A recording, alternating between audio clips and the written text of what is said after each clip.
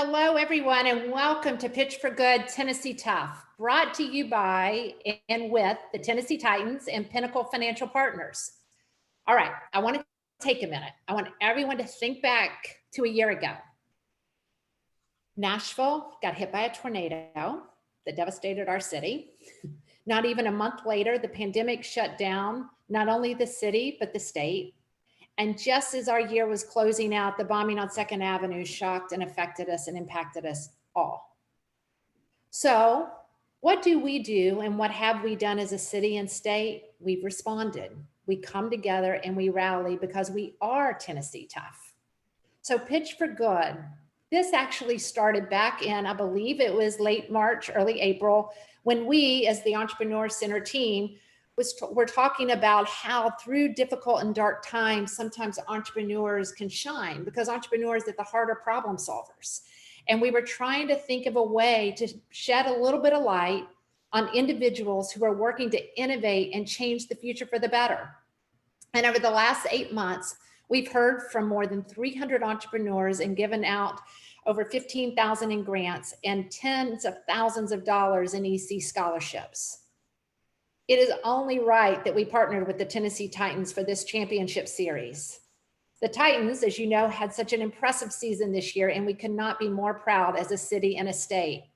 And to walk the walk, the Titans organization has offered up a year-long sponsorship package for today's winner. That includes media and hospitality rights to promote your business on the NFL stage. We hope that through this series, we have been able to elevate entrepreneurs in our community. We've been able to share and get you broader audiences. And now with this, it's like one of the biggest audiences at all. So how did we get here? We took each of the 16 winners of the prior Pitch for Good events and had an expert selection independent committee review and narrow it down to the top 4 of who you are going to hear from today. To that selection committee, we sincerely appreciate your support behind the scenes. It truly does take a village. And we also need to thank our sponsors for helping make this whole thing possible. Pinnacle Financial Partners, Dell for Entrepreneurs, the Kaufman Foundation, and Launch Tennessee. And speaking of Launch Tennessee, we are so thankful that we have Van Tucker, the CEO of Launch Tennessee, as one of our judges that you'll get to hear from in just a little bit.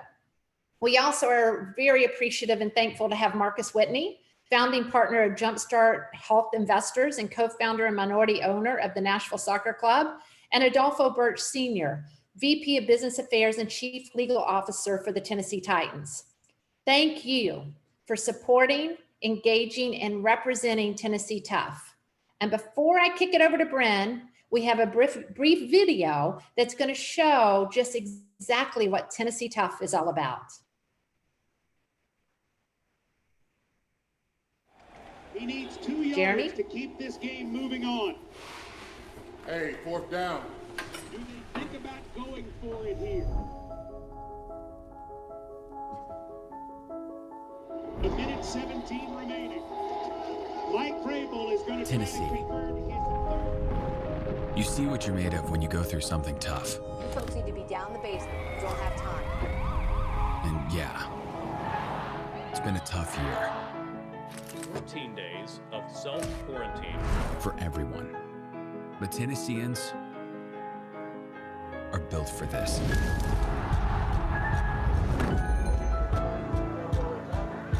Tough. It's a mindset.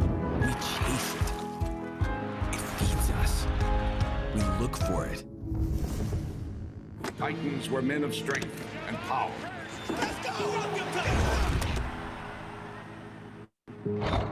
Grit passed down through generations.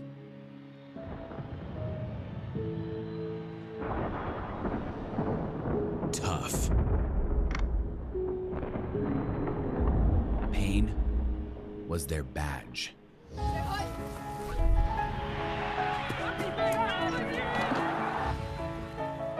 The first ones here, they set the tone. Remind you of somebody? Yeah, me.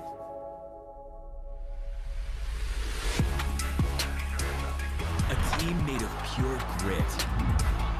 You're not hurt, are you? by the heartbeat of the state. You.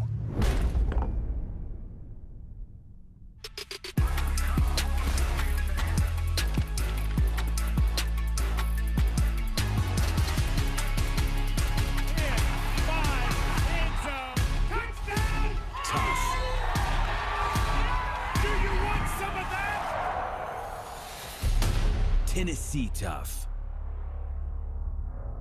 We want more. Let's go. We want more. We want more. I don't think there's a better way to begin today's experience than that video. Thank you so much to the Tennessee Titans for partnering with us on this event. And I hope that video can convey just the energy that the Tennessee Titans have brought to this partnership. This is a team that gets things done. Thank you to them who are on the call here with us right now. Sir, Katie, we have been so helped by so many of you throughout the process of this, David, and Gil, of course, for leading this. Thank you so, so much. Hello, everyone. I'm the Vice President of Inclusion and Community Relations at the National Entrepreneur Center, and my name is Bryn Plummer, and I'm so excited to be with you all this afternoon. As we get going, I thought we could start by diving in just a bit deeper with each of our judges. As Jane alluded to, we have some really high-powered judges here on the call with us.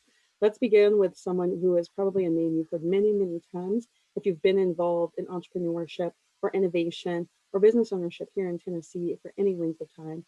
Marcus Whitney. Marcus, are you on? I am here. What's up, Bryn? He's here. Great to see you. Great to see you again. Great to be here. As I mentioned, you're a staple in this community.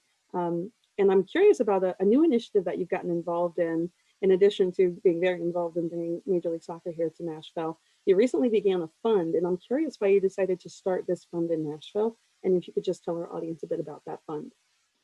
Yeah, so launching a brand new fund under the Jumpstart banner. We've been in early stage investing for the last 6 years and have always seen being here in Tennessee as an incredible strength. There's incredible strength across Tennessee in the healthcare landscape, and we've benefited from that greatly. And we thought this was an opportunity for us to take a leadership position in an issue that has been here for a very long time, but we felt that we were uniquely qualified to address, and that was investing in underrepresented founders, specifically creating a fund for Black healthcare founders. And so launching that fund right now, I'm in the process of that, and actually going to make my first investment this week. So we're still, so we're still a little bit in stealth. We'll probably come out much more in February, Black History Month, but excited about it, and thank you for asking. I'm really excited to see that come to fruition. As Jeremy mentioned in the chat, Marcus also has a phenomenal book out called Create and Orchestrate: The Path to Claiming Your Creative Power from an Unlikely Entrepreneur. And this book has just been getting rave reviews from so many people in our community. So please pick it up, grab a copy. It is available anywhere you can buy books. So Marcus, we're glad you're on. And again, congratulations on the start of that fund. I know that we have quite a few healthcare entities on this call today and on who are highlighted in this top 4 in particular. And among our huge set of people who pitched and are part of the Pitch for Good across these 7 events that we've had, quite a few Black healthcare founders. So hopefully we'll be part of filling that pipeline of deals for you.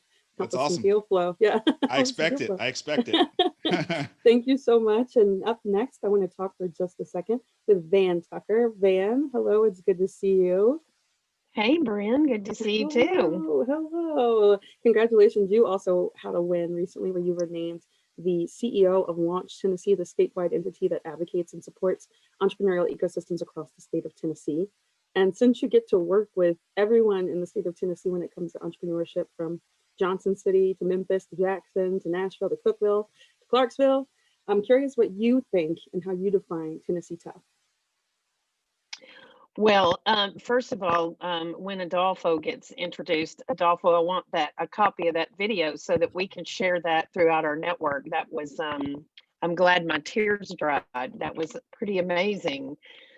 Thank you for putting something so powerful together. And that is precisely the role of Launch Tennessee, is to represent this state all over the world. And the entrepreneurs and innovators, the good work that is happening here. And Bryn, I appreciate your congratulations. It is It is indeed an honor to serve this state, the entrepreneurs and innovators, our network partners across the state. Um, we can't wait to tell more stories, and many of them similar to the ones that you'll hear today. But I think the greatest surprise for anyone will be to understand the good work that's going on all across the state. And I appreciate that the Nashville Entrepreneur Center is such an anchor and chooses to share the message of things that are going on all across the state, not just in Nashville. Thank you. And thank you for having me today.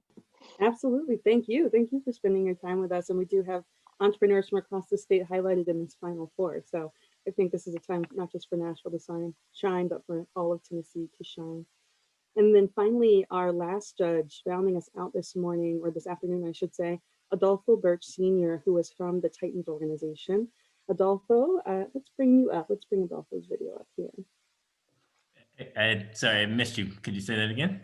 Yeah, I'm just saying, hey, welcome. It's great to see you.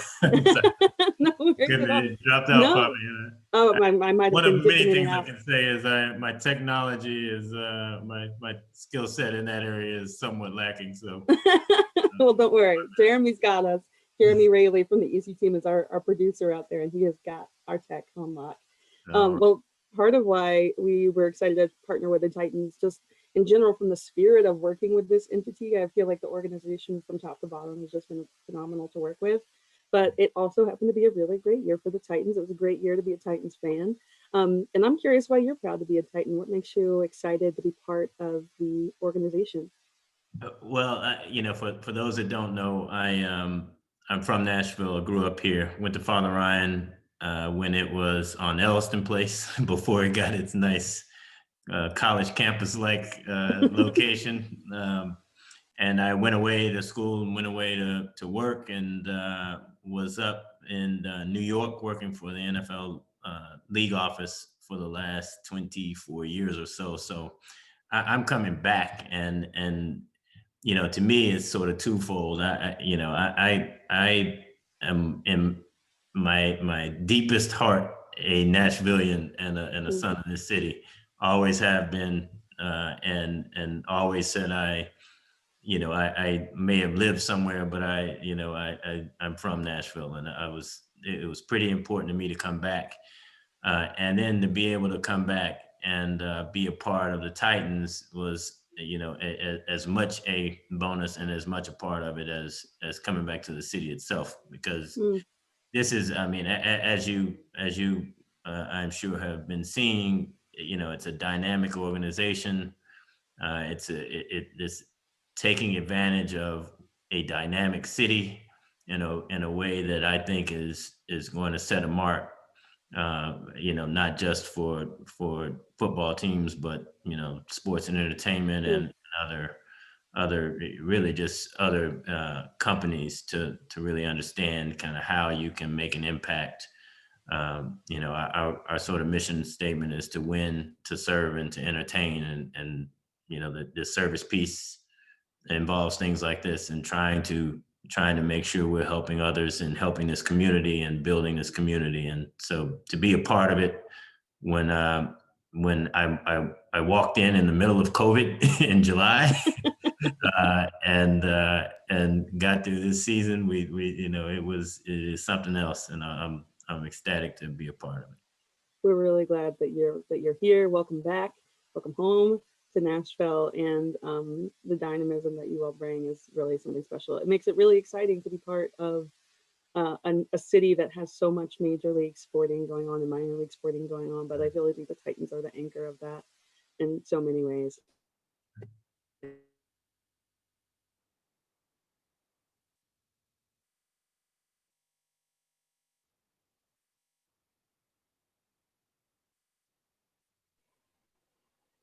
Brandon might have, in here. looks like really she froze. Oh. Hey, Brandon, you froze for just a minute, I think. Yeah, you're kind of choppy. If you're able to maybe switch to your phone. Well, that's why they have me as backup. I'm sorry, I'm not as exciting, entertaining, or good looking as Bryn Plummer, but I'll keep the ball rolling until Bryn can take over with her phone or a new device. But yeah, thank you again to the judges. You guys are a huge element of this and represent Tennessee Tough, in my opinion, in different ways. And we're really excited to have you and for you to hear from our entrepreneurs. So a little bit of housekeeping, just to keep everything on top of mind. This is a webinar. So for those of you in the attendee slot, you will not be able to be seen or heard like audio wise, but use the chat box to comment. We want to see shout outs. We want to see hypeness. We want to see questions. We've actually had some entrepreneurs get funded through this mechanism. And so you guys are just as much a part of this as anyone else. And so, and with that, Bryn was there, now she's back. This event is being recorded and we'll be sharing it afterwards. So if you have to split for a second, don't worry, you'll be able to catch all of the action in a recap video. And this is an elevator pitch competition, right? The entrepreneurs have 1 minute. So for those that, just to kind of refresh everyone's mind, what an elevator pitch is, if say you were getting in the elevator and you saw Marcus Whitney in there and you're like, oh my gosh, this guy invests, and or you see Van Tucker and Launch Tennessee, she's got the connections out of the state, out of the wazoo. You have from the first floor to the 25th floor to help them understand what it is that you do and sort of opportunity that you're looking at and what problem you're solving. And so the goal usually of an elevator pitch is to get a next meeting. And so that's what you'll be hearing from the entrepreneurs today. So this isn't a full comprehensive business plan. It is a very succinctly tell us what you do. So how it will work is that each entrepreneur has 1 minute to pitch. And because this is the championship series, usually it's 2 minutes of Q&A, but we'll have 4 minutes of Q&A with each judge, or excuse me, with each entrepreneur, so that we can kind of, understand different elements of the business and get to know the entrepreneur just a little bit more, which I'm really excited about. The top scorer overall is the winner. It's as simple as that. And that winner will take home a year-long sponsorship with the Tennessee Titans, which we're super jazzed about. And I know the entrepreneurs are really excited. Before we kick it off to our first entrepreneur, I do just want to give a really big shout out to all the entrepreneurs that applied, that took this step. And, for some people, it might have been the first time they ever sort of submitted a business idea or thought about taking that first step. Congratulations to all the finalists that, got to pitch at a Pitch for Good, to the ones that made it to the Tennessee Tough semifinalists. You guys are why the EC exists, and why organizations like Launch Tennessee exist. And we're really just honored to serve you and to continue to support you. And so just shout out to all the entrepreneurs that made Pitch for Good possible. We're really proud of you guys and want to continue to see what we can do in terms of the Pitch for Good banner. So with that, I'll quickly see if Bryn, I feel like I've hijacked this, but let me see, Bryn. Okay, I will, I'll kick it over to our first entrepreneur to start us off. And then whenever she wraps up, the judges, you guys will have 4 minutes of Q&A, which we'll time and kind of give you a heads up of when you're about to run out of time. And so I'm really honored today to welcome our first entrepreneurs, plural. It is the Autism Possible team led by Dr. Teresa Vasquez. Hey, I see you guys. So it looks like we're good to go. Can you hear us? Yes, we can hear you. Amazing. All right. Well, 1 minute on the clock. Take it away. I am Ramel Terry, co-founder of Autism Possible, and I am autistic. Over the next decade, an estimated 1.2 million autistic teens will age out of school-based autism services just like I did. And more than half of us will remain unemployed and unenrolled in post-secondary education in the 2 years after high school. We focus on providing resources and building innovative technologies for autistic people and their families. Through grit and perseverance, our Tennessee Tough is a software application suite that promotes neurodiversity with over 10 years of research and community support to simplify goal setting and data collection. As a mother, I envision a better future for both underserved communities who may not otherwise have access to these tools and autistic adults like my son, Ramel. When we win, our partnership will allow us to make that vision a reality. Autistic people and their families deserve tools that can help make their lives better. With the Tennessee Titans and Autism Possible in their corner, a better life with autism possible. Thank you. Nice. That was great. I like the new logos on the shirts. That looks awesome. Okay, so I'm gonna put 4 minutes on the clock, and then whoever has the first question can take it away.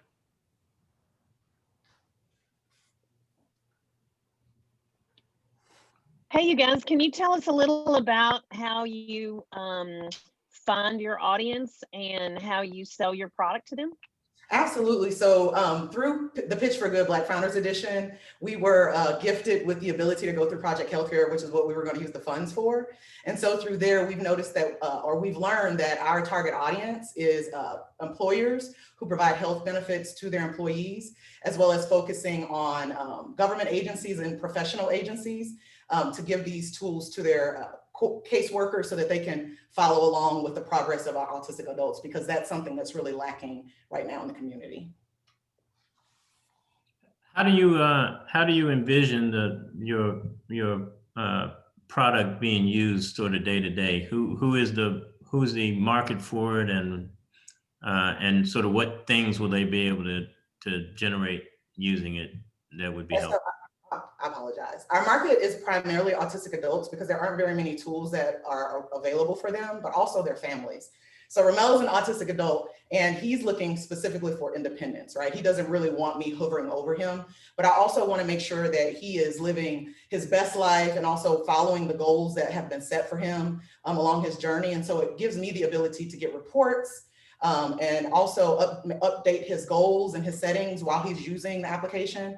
And the beautiful thing about the applications is they meet our users where they are. So in assistive technologies, typically technologies are given and they're very, very expensive for the users, whereas we meet them with the technology tools and devices they have. So for instance, we focus a lot on underserved populations because in the Black community, autism is usually underdiagnosed. And also in our community, less than 60% own a high-tech device, but they have access to SMS text messaging. And so there's no reason that they shouldn't be able to use these tools in order to get notifications, have schedules, have visual things that they need help with along the way, and for their caregivers to be able to update their goals and make sure that they're meeting all of the needs that they need in order to be independent and have a really good life. Dr. Vasquez, in addition to the technology, are there any services that Autism Possible provides? Yeah, so I'm an advocate. We all are advocates. Ramel's a self-advocate, and I feel like I'm speaking on behalf of the team, but they're kind of shy, I guess you can say. But he self-advocates for himself, and I'm an advocate. So I provide helping people or families who are going through the special education process, and they're transitioning from special education into the real world, right, with vocational rehab services and things that they might need in order to gain that independence that they're so desperately looking for. So we provide that. And then I also work with local institutions and places like the First Center for Autism in order to help push this along, because again, in the Black community, autism is so underdiagnosed, and we need to make sure that everyone who needs the opportunity to have access to these tools can. So that's what we do. Thank you. You're welcome. 1 minute left, so probably time for one more question. What is the business model? So how do you charge? I'm sorry? How do you charge? Oh, yeah. So we have a business model that basically we want to package up with employers in order to give them access to the tools for their employees. And so we try to get in on that. And we're still learning and modifying that through Project Healthcare to figure out what that price point specifically is, but then working through the government agency. So it's more of like a contract for that. And then the services that we provide for advocacy services and things of that nature are on a case-by-case basis for families. One last Thank you. What do you envision? Let's say you get this part off the ground and moving. Do you see any sort of future things you can do as part of it to enhance it and sort of grow it even bigger? That's a great question, because our perspective and our view is that we want autistic people building tools and services for autistic people. For too long, we've had, neurotypicals, which is what they call those of us without autism, kind of guiding the way. And autistic people have the tools and they have the ability to help drive not only technology, but also the services that they get outside of the school-based services. And so we want to give them a voice. And so hopefully we will be able to build our team up with autistic minds, autistic voices, and empower them so that then they can not only be recipients of the technology, but also creators as well. So that's really our long-term view. Thank you so much, Dr. Vasquez. Thank you, Ramel. Thank you, Trinity. Congratulations, Joelle, on making it here to the finals. And great work, great work. And we're so grateful to you all and getting to know you all and learn about the neurodivergent community that is a huge part of Nashville and of Tennessee more broadly. Thank you all so much, and congratulations again on making it.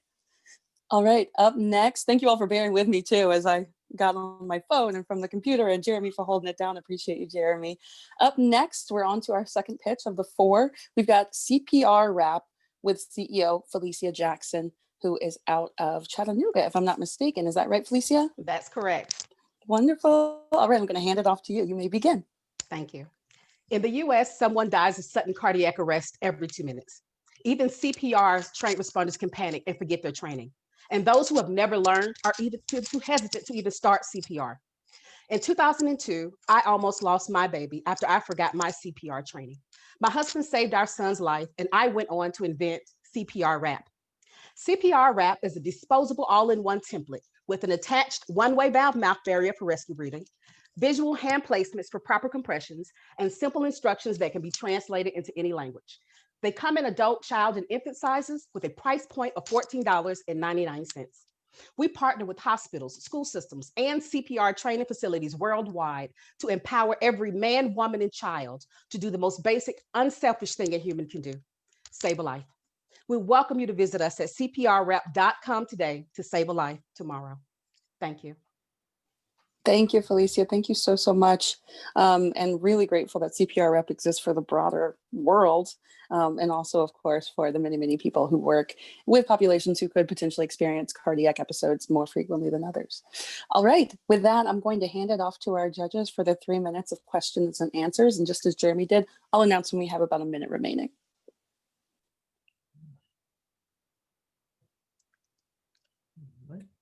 Well, let me ask you this. This seems certainly like a powerful piece of assistance to people. Are you confident that a person would be able to have never looked at this before and in the heat of it and actually use it? Yes, I'm very confident. We've done training with it. We've even sent samples out to CPR instructors and even companies to let them see. Someone actually sent me a video of an 8- and 9-year-old child performing a 2-person CPR just using the CPR app. That's why I made it so simple to use. Yeah. Can you, Felicia, can you tell us a little bit about sort of where you are today with the company? Right. So today, in our model, I tell you, we're B2B2C, and are reaching out to direct to consumer on our e-commerce, on our website. And we're partnering with catalyst companies like CPR training facilities and other companies, distributors of AEDs and first aid kits. And because they're actually reaching our target market, which is the non-medical community. And that's what we're doing now. We're tackling those 2 ways. Okay. And have you secured any of those B2B2C contracts, or are you you're in the process of like figuring out exactly how to structure it where it works for everybody? Oh boy, once we first started, people were very excited about the product, but the price point to get it manufactured was not where we wanted it at that time. Got it. Now we have it and we are ready. So we're going back, refostering those partnerships to close on a lot of those deals. Thank you. That was helpful. Thank you. We have about a minute and 10 seconds for questions, so probably time for one more.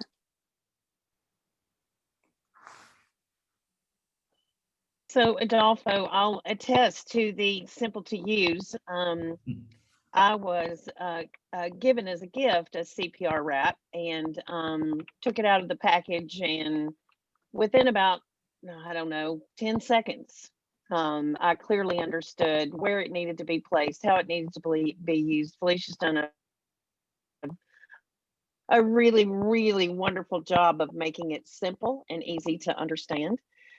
Felicia, you have gotten a lot of press over the last year, and we're so proud of all the awareness and work that you've done to bring awareness to entrepreneurs in Tennessee, and specifically Black entrepreneurs in Tennessee. Can you just spend the next few seconds we have left talking about what that experience has been like for you? Right. That experience has been amazing. I mean, being a part of that has made people more intentional to actually do business with a minority owned company. And by CPR Wrap being a social impact product, where by myself, I really couldn't take it. I can only get it to a certain point. But with all the help that I'm getting, it's my hope that this is a global product that's going to solve a global problem. Congratulations, Felicia, and thank you so much. Congratulations to making it to the Final Four. We hope to see CPR Wrap continue to grow. And as Timothy says, I am Team Felicia. So, so you've got fans aboard. All right, up to our next pitch. We are on 3 of 4 already, our penultimate pitch. Up next, we have Emily Thomas of Expected Value. Emily, are you on? Yes, I'm here. Fantastic, Emily. Love your background. It makes me Thank think of spring in Nashville, which is just the best season here. Waiting for all the cherry blossoms to bloom. We've got a couple more months and we'll be there. All right, Emily, I'm going to start your time for your pitch, and you may begin at any time. I worked with a doctor at Vanderbilt who told his patients as they left the hospital, "I really enjoyed caring for you, but I hope I never see you again." Sadly, 1 in 8 patients returns in fewer than 30 days. I'm Emily Thomas, a PhD scientist and third-year medical student, and our startup is Expected Value. To provide patients with the resources they need to remain healthy at home with their loved ones, we must first identify the patients who need more care. However, many algorithms used to identify at-risk patients reinforce existing biases by underpredicting the needs of people of color. At Expected Value, we're creating fair machine learning algorithms to predict hospital readmissions risk so that all of us receive the care we deserve. We have taken the first steps to pilot our algorithm here in Nashville so we can address racial disparities in current risk algorithms, increase health equity, and improve patient care. We would appreciate your support to create a more just world for all of us and tighten up these gaps in care. Thank you. Yes, indeed. Let's tighten up those gaps in care. I can't think of something more timely, too, as we see all the data coming out around the coronavirus and the disproportionalities around lines of race and ethnicity. So super timely, and I hope long-term impact coming out of Expected Value. All right, judges, you have 3 minutes to ask Emily your questions. Anyone can begin their questions to ask Emily about her model, how far she's come, anything at all that comes to mind as you hear her minute pitch. Emily, can you just talk us through the implementation of Expected Value in an existing hospital or health system? How do they fit this into everything else they're already doing around readmission, patient tracking, et cetera? So currently, many hospitals have a discharge planning center where they help manage that transition from being in the hospital sick to being home. And so already they're reaching out to patients, but it's difficult for them to know which patients are most at risk and what resources they need. So another great thing about our model is that we identify what risk factors are most important to a patient being readmitted more quickly. And so we provide that service for those people who work in that area. So it's just kind of another tool for those people already working on this problem. Got it. So does it add another step in their workflow? And is it a brand new interface where, you know, they're going through the list of things they have to do? They will load up the Expected Value user interface, and I'm assuming it's pulling in information from the electronic medical record. Is that how that works? That is correct. Currently, we're working on integrating it with the medical records system that we use at Vanderbilt so that it can be used more easily. And so that just when you're looking at the patient chart, you can see that risk score and then what factors contribute to that risk score. So would your long range goal then be to essentially connect this into all of the major sort of databases or systems like Vandy system and the other larger healthcare type units, and it becomes its own sort of piece of that? Or do you envision being able to expand how this algorithm works to other types of questions that may have, that impact racial disparities in different areas? Yeah, I think that's a great question. Currently, we're looking at just hospital readmissions risk, but we are thinking about other algorithms that could be useful. Currently, many of the algorithms that we use in the hospital do have some amount of racial factors that can bias against patients. And so there's been a recent push to make sure that we're carefully looking at these algorithms and making sure that everyone gets the fair care that they deserve and they're not unduly biased because of an algorithm that was created in a society that has these disparities. And so the algorithm just reinforces the disparities. We have time for just one more question. Emily, it's Van Tucker. I assume that you're still in a very much early development stage or maybe a pilot stage with Vanderbilt and their hospital system. Can you talk a little bit about how you have funded your development thus far? So far, it's just been bootstrapping it. We've been working with my co-founders to do the coding ourselves, and we've been working through patient data, but so far we were able to get a grant from the Pitch for Good, so we're hoping to use that to help get us up and running. We've incorporated, so we're looking forward to pitching more and hopefully getting more funding to get this project off the ground. Great. And do you, Brandon, have I got time for a little follow-on? I'll let you have it. I'll let you have it. Thank you. Do you anticipate your pilot with Vanderbilt providing some underwriting of your costs to get that pilot off the ground? We're hoping so. We're still in discussion, so those details need to be ironed out, but we're hopeful. Great. Thank you. Thank you so much. Congratulations, Emily, on making it to the finals. And we really hope that whatever is next for expected value, you get the runway that you need to keep piloting this really important software platform, this really important tool for care and for hospitals. Thank you so much. Thank you. And you're very welcome. And last but not least, we have Harry Hoover of Filter Joy. Harry, are you on?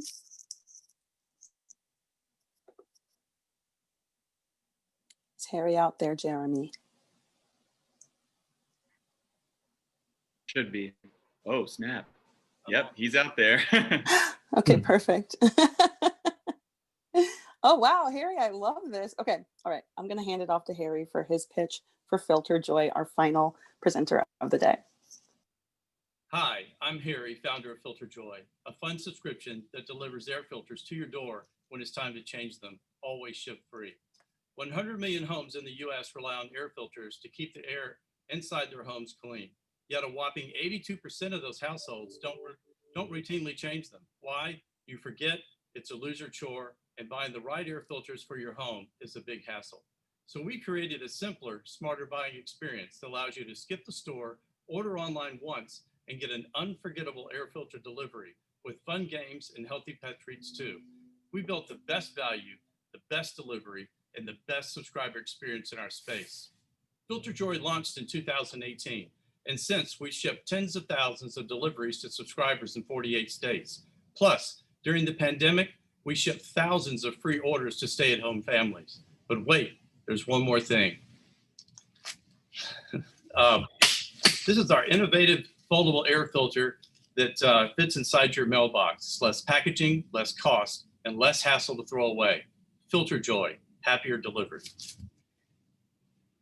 Wow, that was a very surprising and delighting snap of putting that together.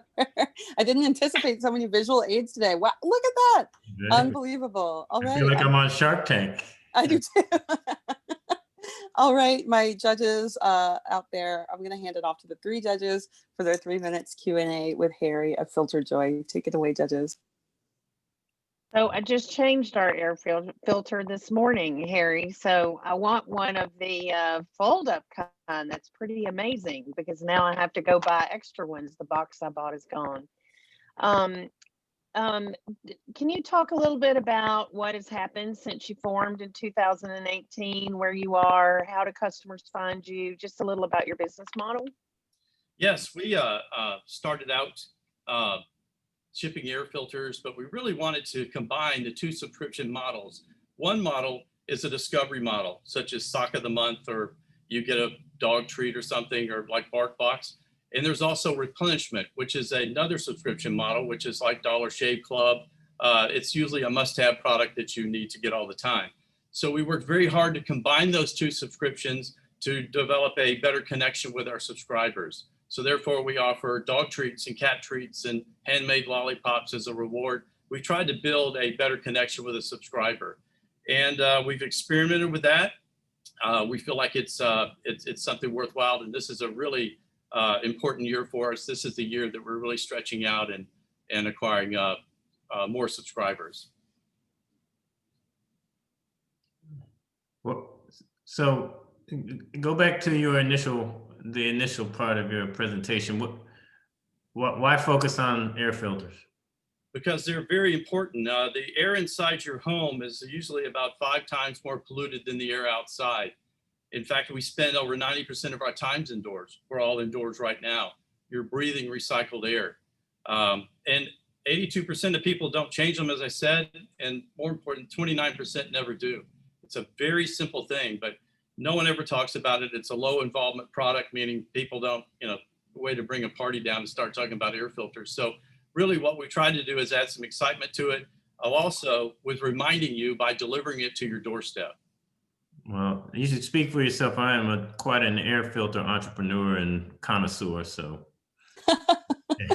We have 1 minute remaining, but Adolfo, please go on about your filter love. Yes, my love for filters. I do have one other small question, which is which sort of came first, the idea of the subscription service or the filter that you could, the compacting filter? Because that seems like that almost, I'd just be interested to see which sort of came first as part of your thinking. First was the subscription. I ran a HVAC company for about 5 minutes, and I don't know anything about fixing air conditioners or anything, but I know something about marketing, at least I thought so. And somebody said, well, I asked, why do air conditioners break down? And one of the techs said, because people treat it like an appliance and not a car. It needs maintenance. And they need air filters. Says, why don't we supply air filters? Oh, it's too hard. There are hundreds of sizes and all sorts. We just don't want to get into that. And I saw a video from the Dollar Shave Club and decided that it would be a good subscription product. We could deliver it to your door. It will remind you, and it makes it easy. You think about it one time, and then you spend the rest of your time doing things that are more important. The foldable air filter is something that we've been developing for over a year. We will be rolling it out in 2022. It's just a fun product, and it really will make a dynamic difference on a couple of things that we do. So it's fun to innovate. All right, Harry. Is that your product, or is that something you're getting a patent on, or? This is our product. We are applying for a patent pending. It's something that actually I had a provisional on a foldable air filter with paper. This is different. So it's something that we do plan to file a patent on, but being an attorney, you know how that goes. That's a big process. So absolutely looking forward to it. That's a great last question. I think that's a good one to ask. Harry, thank you so much for talking to us about Filter Joy. And for anyone in the audience, I literally just went online. Like when the first time I saw CPR wrap pitch and I went and bought CPR wraps, I just went online and signed up for the filter. It took a minute and a half, if that. The thing that took the longest was filling in my email. So really exciting, really easy and effortless process. So thank you so much to each of the teams who pitched today. I'll go in reverse order from when they pitched. Filter Joy, Expected Value, CPR Wrap, and Autism Possible, for dynamic companies that all call Tennessee home, who are building the future of Tennessee and the future really of global markets. To highlight what Felicia was saying, we really think these are ideas that could span across the globe. So congratulations to each of you for making it here to the finals. So well deserved and so well earned. Now I'm going to ask the judges to submit their scores, and you have those 4 companies to think about, really parse through each of their ideas and concepts. We have quite a few companies with significant traction, so those are also things to consider as well. Now what I'm going to do as we transition and give the judges a moment to contemplate those 4 excellent companies, I'm going to turn it over to our sponsors. First, I'm going to begin with someone who we've worked with from the beginning of the Pitch for Good series, Gil Beverly. He is the Senior Vice President and Chief Marketing and Legal Officer of the Titans. Gil actually joined us early in the year as a Pitch for Good judge, which some of you may remember, and he's played a leading role in making this happen, this Tennessee Tough edition, this head-to-head. And so I'll make sure that Gil is out there. Jeremy, producer extraordinaire, is Gil on? I'm here. Can you hear me? Okay, perfect. Yes, I can. Okay, wonderful. I figure I might have a little lag, so I'm giving a good beat for people to come on, but it looks like you are good to go. Gil, it's great to see you. Happy New Year. And I'm curious why you feel the Titans find it so important from the whole entity to support local entrepreneurs and small businesses.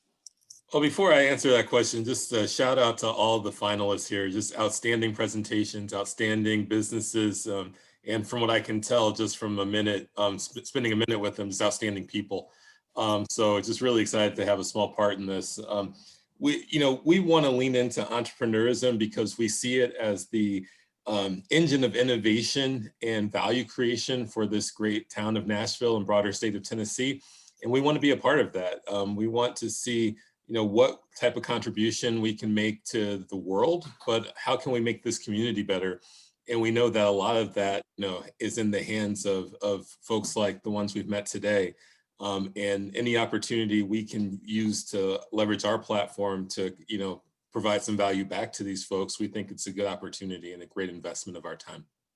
I can't think of 4 companies that highlight innovation more than these 4 companies too. So it definitely feels like y'all chose, our selection committee chose the right 4.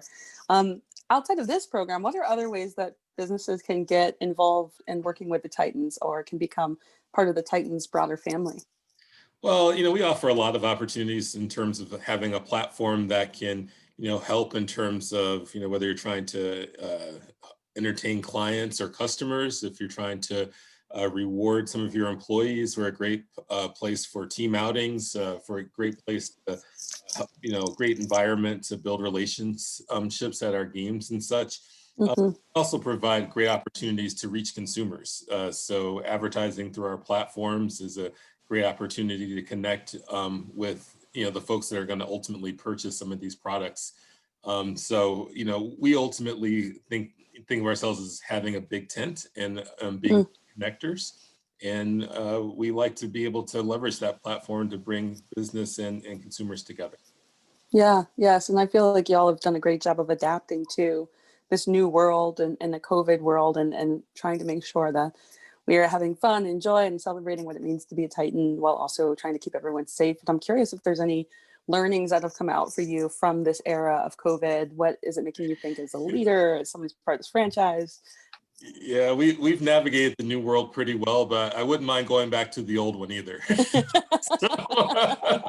So hopefully these vaccines will come and we can kind of get back to normal. I mean, I think, ultimately what we've learned is that, that there's no precaution too small to be thinking about in terms of keeping our folks safe.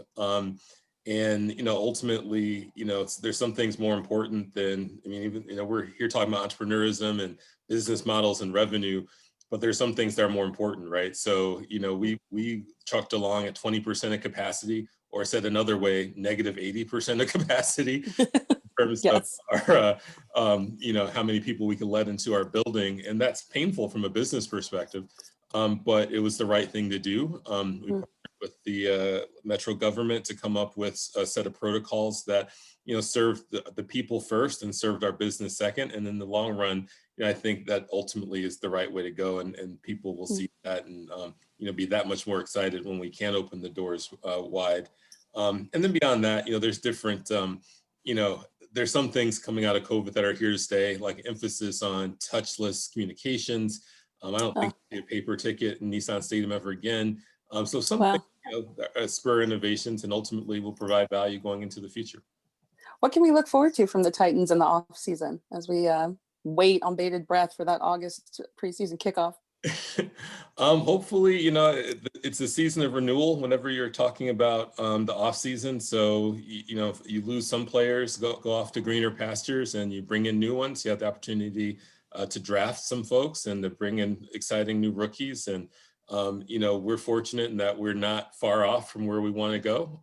We won our division this year, had a great record, and So it's not like we need to, start from the ground up. So No, not at all. Keep it going, please. yeah, exactly. Hopefully make some adjustments around the edges and make another go at it. But we'll probably be a little quiet for a month or so, but then the draft operations will heat up and you'll be hearing a lot from us. We're planning for a full season. And for, again, opening the doors wide and having everybody there. Now, whether that becomes a reality or not, there's lots of things boxes that need to be checked between now and August. But our aspiration and belief is that we'll get there. Well, we're really looking forward to it. I think just hearing you say draft took me back to what it was like to see the draft here in Nashville. I feel like that was the last big coup for Nashville before COVID in some ways, and that just 500,000 people here in Nashville, the biggest draft of all time. So we know the Titans can do amazing things, and we know that just being across the bridge from them, that we're lucky to be in a city where they exist. And just while I have you, I want to just shout out everyone else on the Titans team who's been part of bringing this to fruition. So Kate Guerra, Gil Beverly, Jeff Harding, Jennifer Hinkle, Brad McClanahan, Surf Melendez, David Schindler. Y'all have all been really, really important to bringing this to fruition, from culling our videos and just making sure that everyone in the organization on the marketing side is apprised of what we're doing. So thank you to each of you. And thank you, Gil. Thank you so much for spearheading this. It means a lot to us. Thank you. I appreciate you shouting out the team. They really did a lot of the heavy lifting, or all the heavy lifting here. So I really appreciate that. Thank you. Yeah, they turn things around so quickly. It's really, we've learned from them. We have to pick it up a little bit because of how much they've done. Our marketing team has been on all cylinders since we started to work together. So thank you so much. And I want to just talk about a couple more of our sponsors, and then I am told that we have a winner nailed down. And so I'll keep this brief, but I don't want to miss out on talking about some of the sponsors who brought this here today, partly because we're entrepreneurs. A lot of us on this call are entrepreneurs. All of us are also consumers. And so for many of us, it matters who we're spending our money, who we're spending our time and attention and energy working with. One that has been a big part of bringing this to you today and a big part of working with the Titans is Pinnacle Financial Partners. Pinnacle over the past few years has been one of the biggest in Tennessee lenders of SBA-backed loans. So Pinnacle, SBA, of course, the Small Business Administration.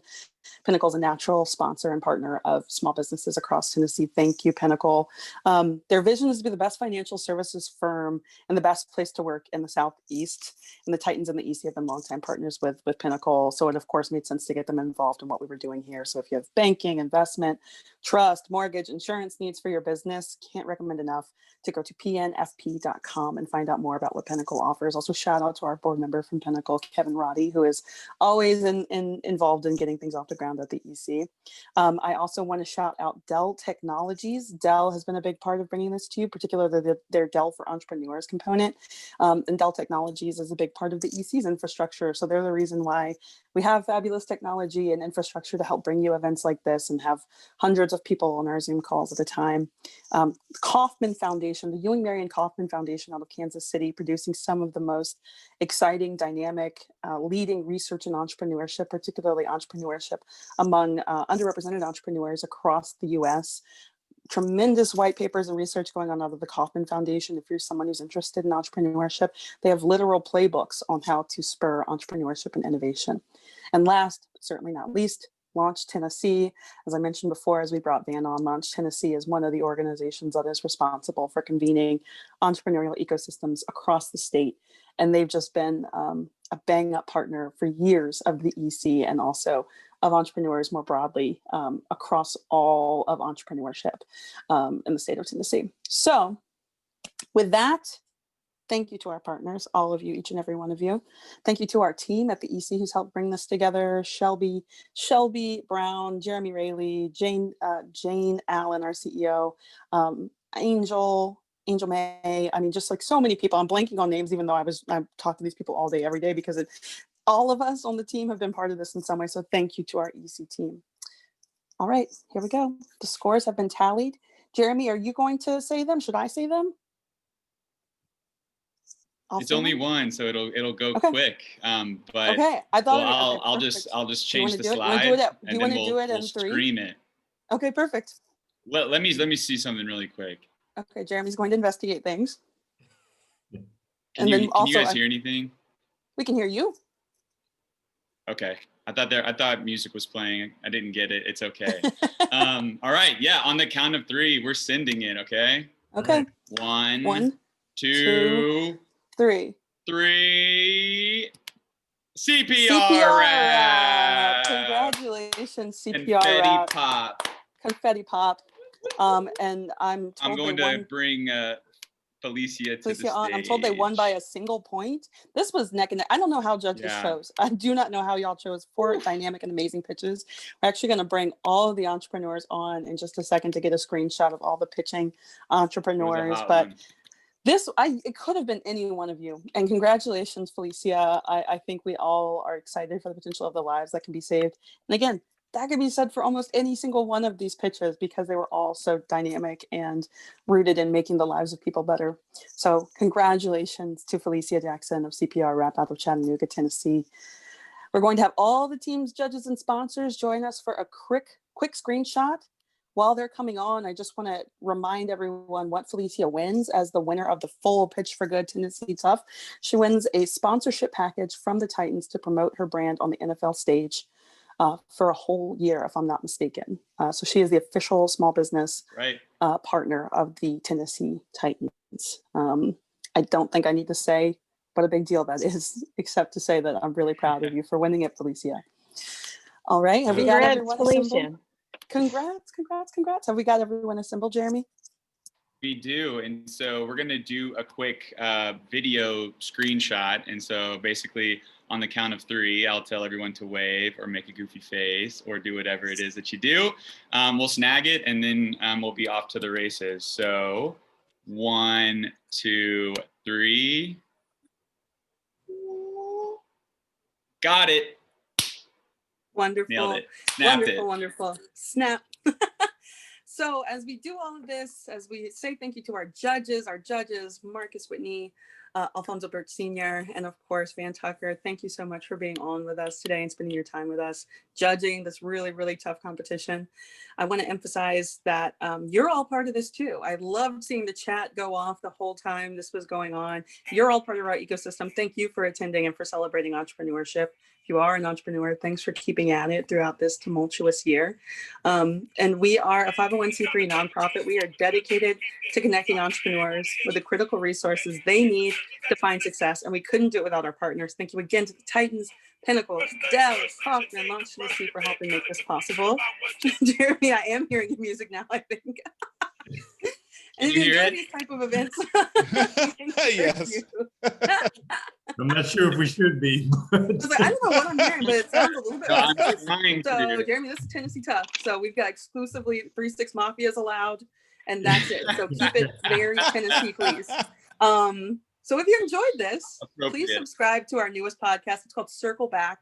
Our first episode features former Governor Phil Bredesen. It's all about entrepreneurs here in Nashville who've grown big things, circled back to give what they know and need, entrepreneurs need to the broader audience. And finally, it's brought to you by the Chase Studio, which is brought to you by the Chase family. The show features an array of the city's most exceptional entrepreneurs as they circle back. The first episode is live now, and you can subscribe anywhere you get your podcasts. We will see you at the EC soon. We have a slate of amazing events going on this week, workshops on SEO, on business-to-business strategy. They're all available to everyone in our community for free. So please, please, please be part of the EC if you're not already, and we look forward to seeing you soon. Thank you, Jeremy, for being the best producer ever. Thank you to our scorers and the folks who tallied up those scores really quickly from our judges. Thank you to everyone here. You're all part of our family, and we hope to see you so soon. Goodbye, everyone. Yay. All right. Thank you, everyone. That's a wrap. That's a wrap. That's a Filter Joy snap. That's a CPR wrap. Wow. Wow. That's a CPR wrap. All right, guys. Have a wonderful day. Much love. Bye, everyone.